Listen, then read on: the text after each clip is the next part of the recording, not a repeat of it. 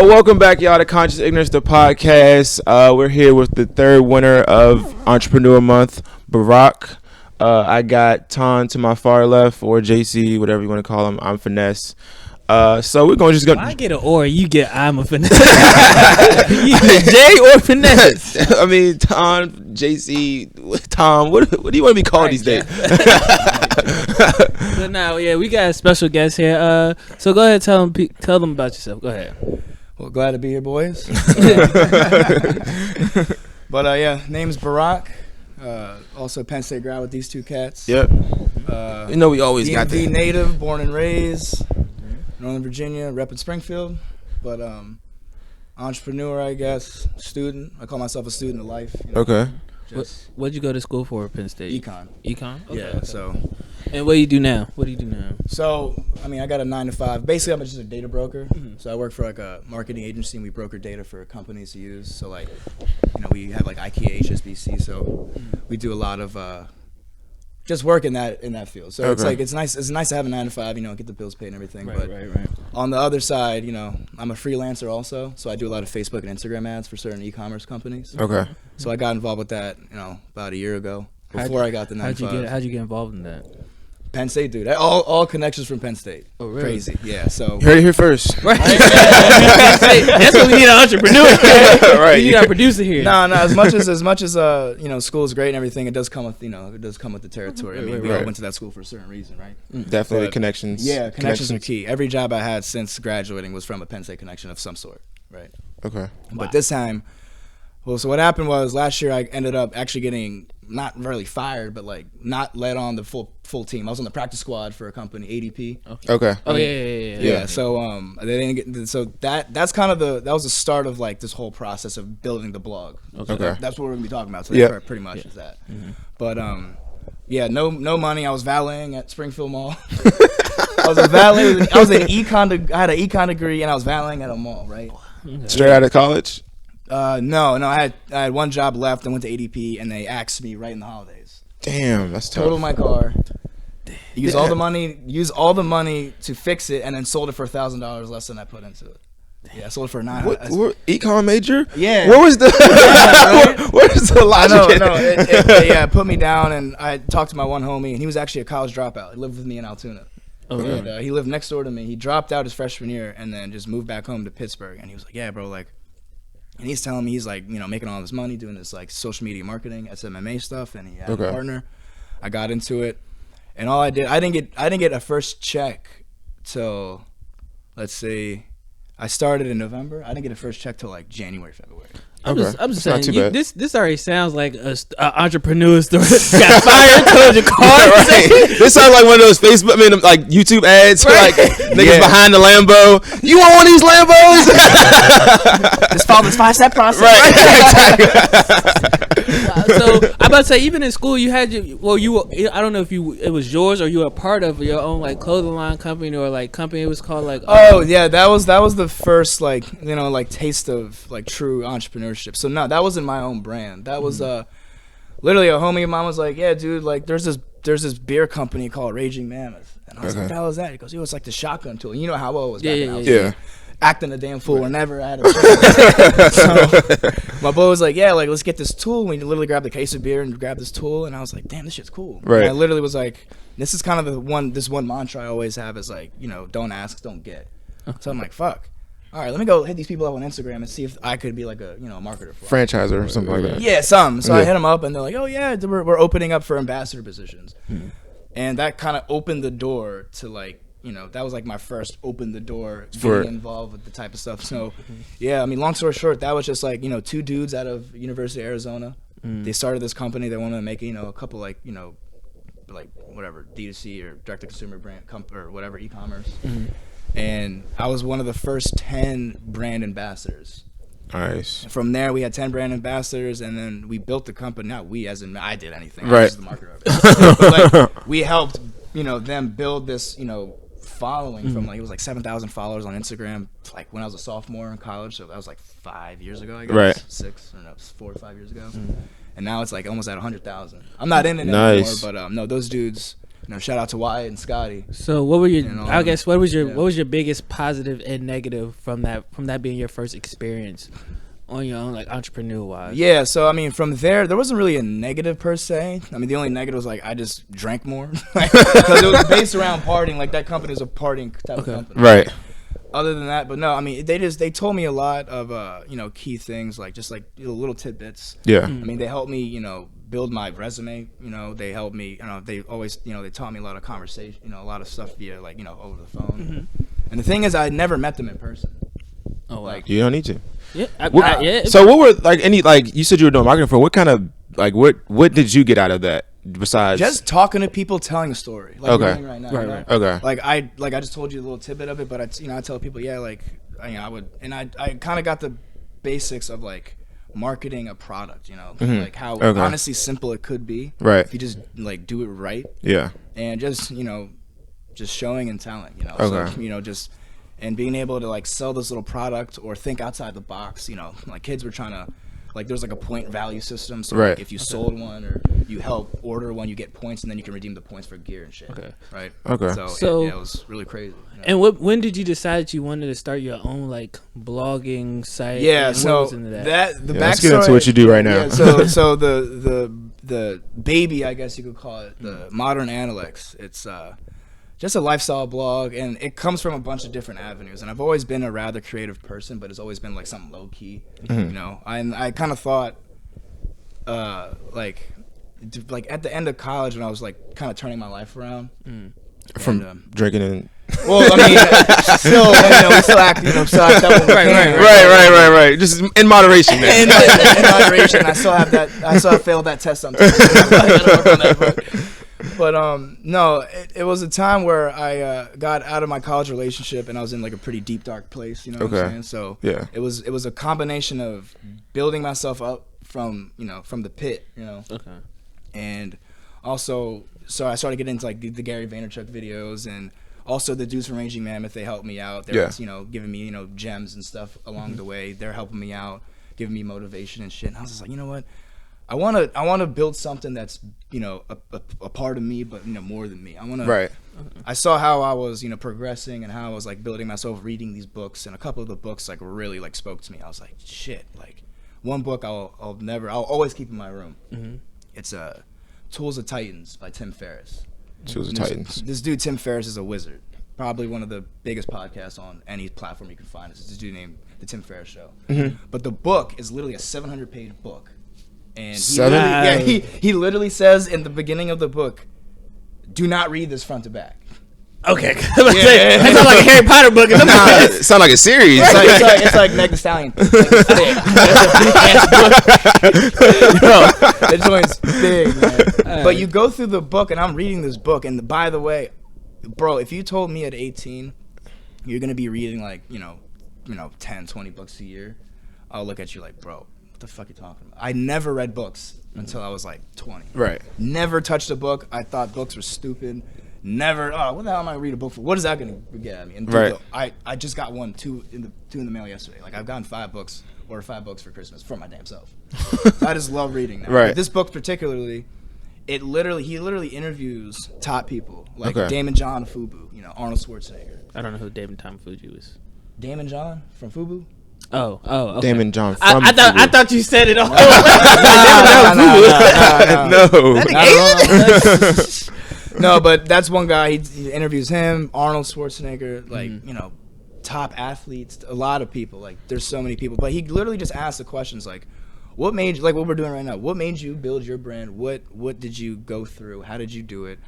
What is your routine in the morning? Like, what's the best purchase you've made under $100?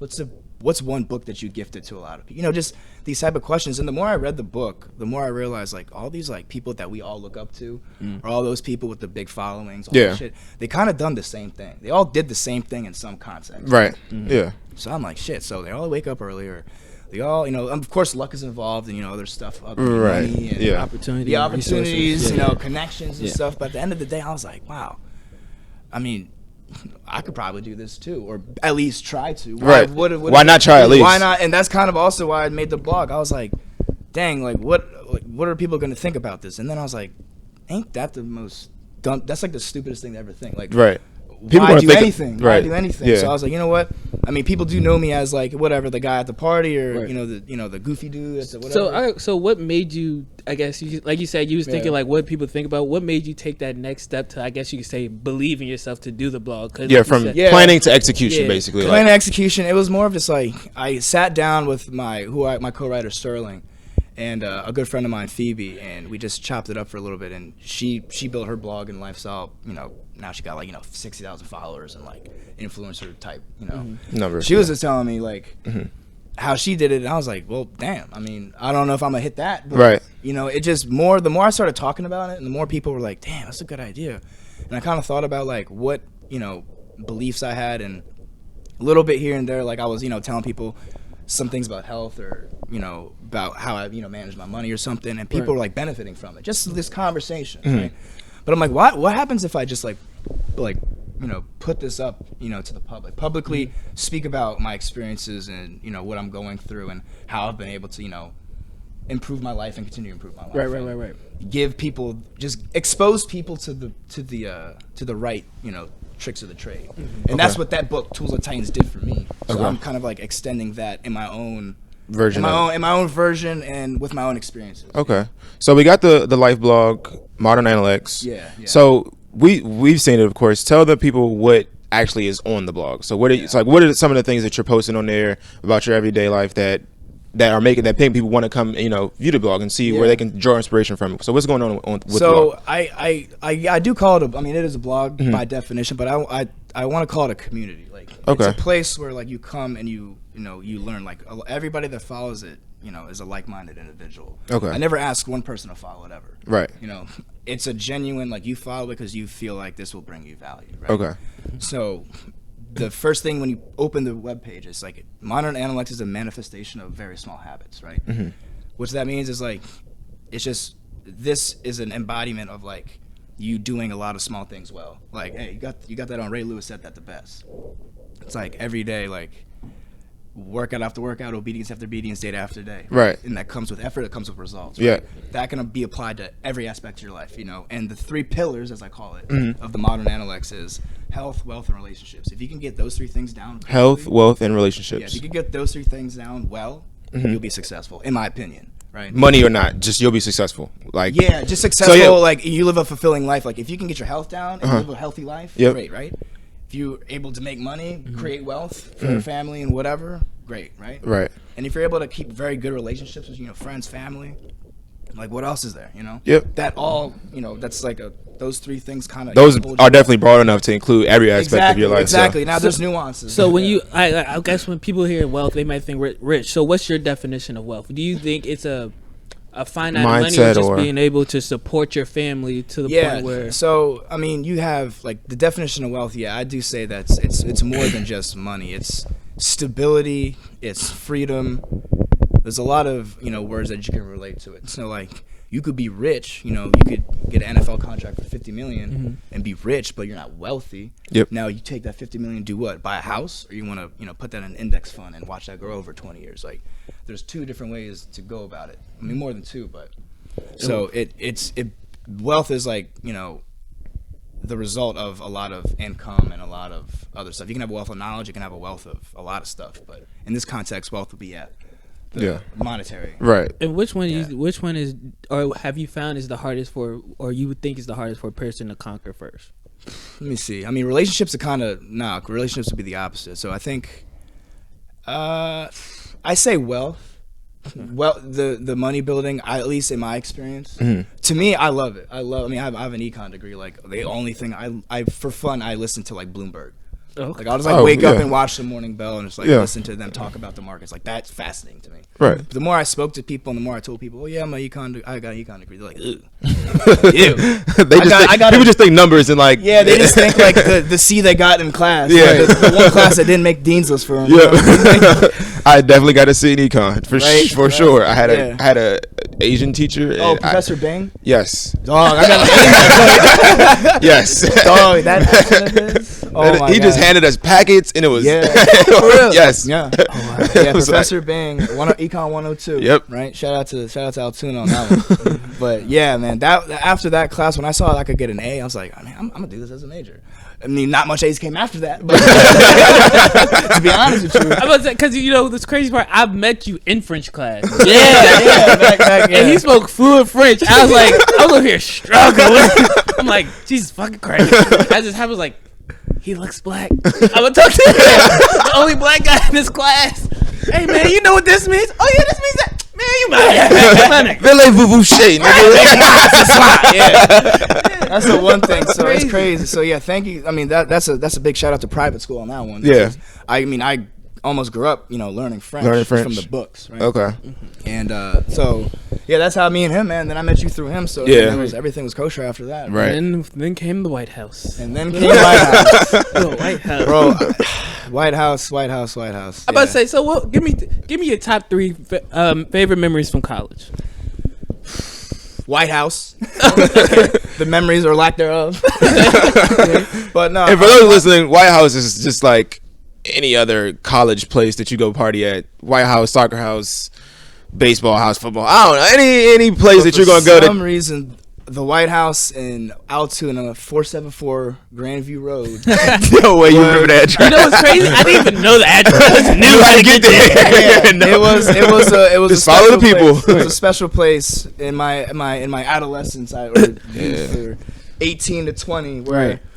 me and my friends just had a good time, and I guess we did it right. We had a bunch of crazy parties. So you said White House. I like their White memories House. of. Give me the third one. White House, I mean, watching, Penn State beat Ohio State and, bomb rushing the downtown. Yep. That's crazy. Yep. And honestly, getting the hell out of there.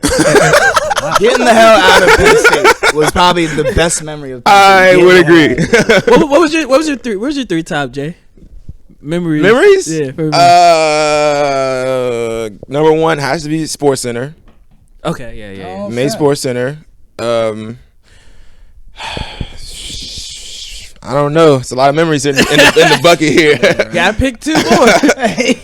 Probably like freshman year. The whole freshman year was probably one of the best memories, just because everything's new. You don't know anything or anybody. You don't know how anything works. You don't know like how people operate, anything like that. So like everything you're doing, you really start drinking for the first time, really drinking. Like you would drink in high school, but not like you do in college, of course. So I guess freshman year would be 2, and like I said, I guess graduating would be 3. Everything else between there is just like rinse and repeat. Yeah, that's pretty much all. I'd probably say, I'd definitely say freshman year, just like as a total as experience, just because also like me, I don't like meeting new people. I don't like, Yeah. and, Yeah, we could see that. and I was, That's pretty easy to identify. and I was forced, because I went out of school, I was forced to meet new people. Yeah. And it was crazy that the people I met off Bucks, those are the people I became close with, and those are people Yeah. brothers for life. So That's Right. it. The relationship. You got to yeah, get down. that's what Yeah. said that. Second, this is my second memory. I say favorite part. I say tailgating. Yeah. Tailgating was the I will always be down Yeah. for a tailgate. That's what say. I might not go to the game. might no. not make it to the game. That's really what it is. That's another As thing. long as I can make it to the den at night, Right. that was successful. It was a good night. Yep. My third thing. Jesus Christ. My third favorite thing. Yeah, I say getting out. Getting out. No, because that was also the kickstart of the whole thing too. Is like getting out and seeing that I was able to get out of that school and go through all of the the BS and the trials and tribulations to get out of that school and get that degree. Right, first generation college student on one side. Like pops came from an immigrant. Oh, so you were first generation. Yeah, on one side. Yeah, on my dad's side. Yeah, he came from the school good. of hard knocks, as he said. He's one of the immigrant dad that I came with $70 in my pocket. I put you to a private school. You go get the degree. So I'm gonna say that's great. So where are you? So what are you? Because people may misconstrue what you are. They may come to assume. So I'm not Dominican. For I don't some think reason, That was my first guess. no,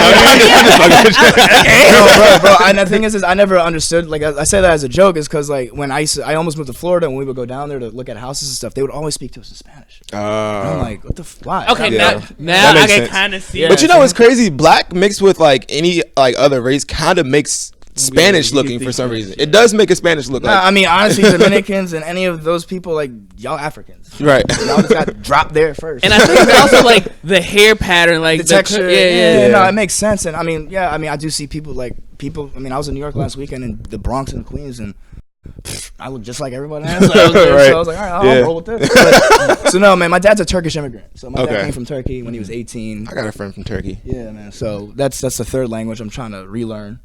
So so you already knew it before. Yeah. So my grandparents also helped raise me, so I knew it. And if you don't use it, you lose it. Right. I can't speak French anymore. Like, yeah. So all right, now going back to my modern Analects. Modern Analects. Where do you want to see that grow? Like, how do you want to see that? I just want to see it, just keep growing right now organically. I'm not putting any paid ads into it because I don't believe.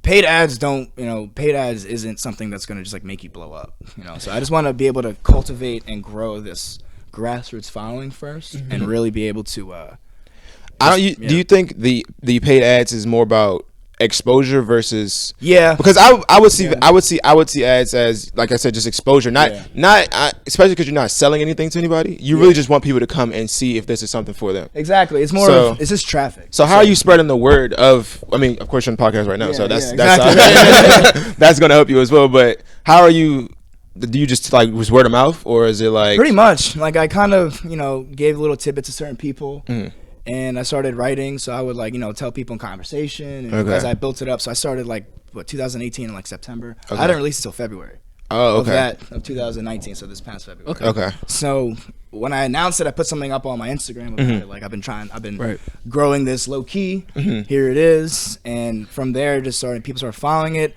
But it's more of just like cross posting. I got some friends I will post like an IG post, the hashtag system, and just the organic reach. Now Instagram now is kind of like getting kind of bogged down with everything, with the reach and the algorithms and stuff. So just navigating that and just posting quality content. Like some people will read it, and honestly, there's been some people I've like if I follow it or follow my email newsletter, I have no idea who the hell they are. Right. So it could be from somebody, or I always tell people, and also it's in the website too, in the text.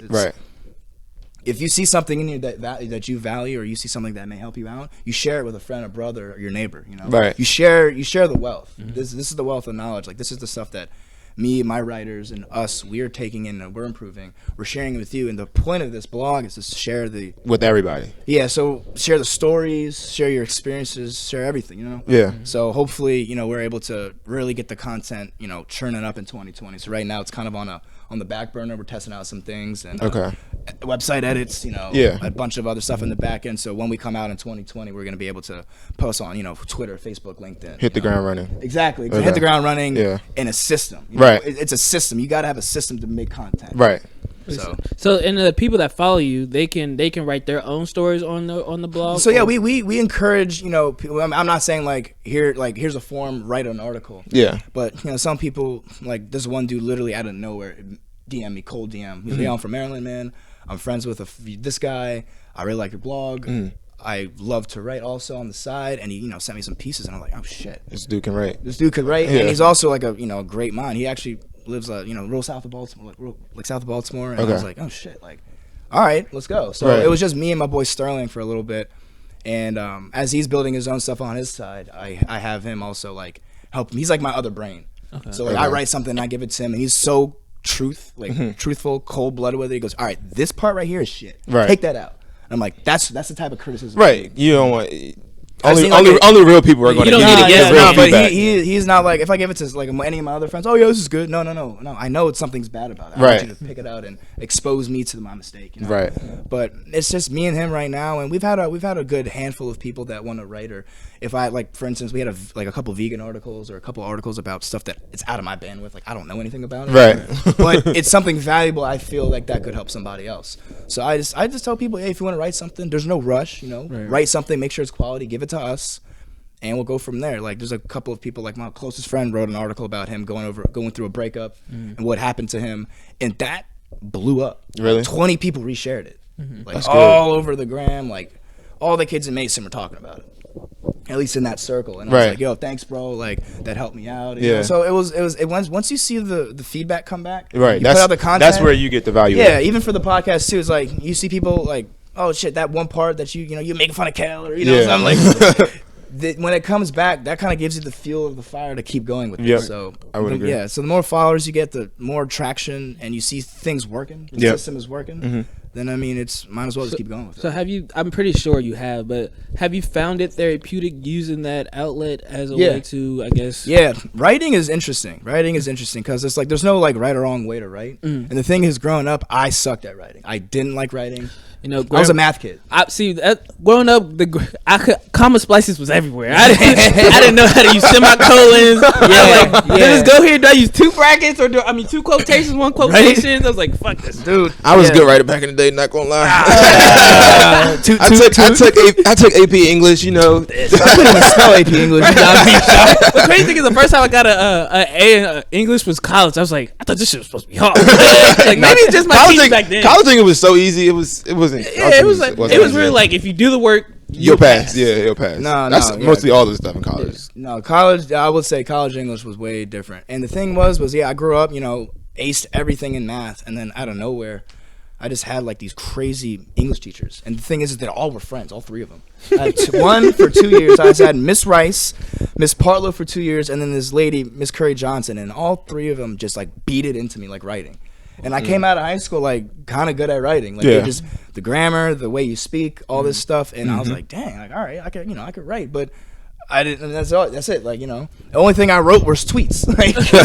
Right, just a wasted attribute of yourself. Yeah, and I mean, I was on Twitter. Had a good following on Twitter, and just abstract thoughts, and people were like, oh, yo, remember that tweet? That was funny, or that was a good point. It was cool, but I was like, well, I mean, if you take tweets a little bit further, it turns into blog posts, and that turns into a bigger thing. So it was always in the back of my head, like I want to be able to make something, and then you got to take the thoughts into action. You got to begin somewhere and build it. So you talk to your proper people, you find out your why. Why am I gonna do this? Who's gonna like it or whatever? And you just go from there, and you just keep going. It's kind of like you're just like building as you go, like just failing and figuring out, all right, that doesn't work, do this. It's kind of just like life in general. Okay. Yeah. So you got the blog Modern Analects. Yep. Is there any other entrepreneur ventures that you want to see yourself get into? Real estate. I want to buy back the block. You live in Springfield. I know where you live. I ain't buying no blocks in Springfield. The state owns all the blocks. No, but I've seen real estate is probably the next leap, and that's not something I'm gonna I'm not gonna work as a real estate agent or anything, but I've seen the power of real estate and what it can do in a lot of different ways. And I think that'll be the next venture. My mom was an appraiser back in the day when I was a kid, so she has that asset, I guess. And hopefully I'll be able to do some partnerships with her first to get the ground running, get some capital, and hopefully have a property next 2 years, I'd say. Yep. Well, they always said they ain't making no more land, so it's true. No, and I mean just getting your feet wet. I'm not trying to become the next I don't know who the hell is the best. I don't know who the best real estate agent is. Beats me, but it's just in this area too. Like everything is so overpriced, but if you can find something that's affordable or something, fix it, hold it. You know what? That's crazy. Because you know what?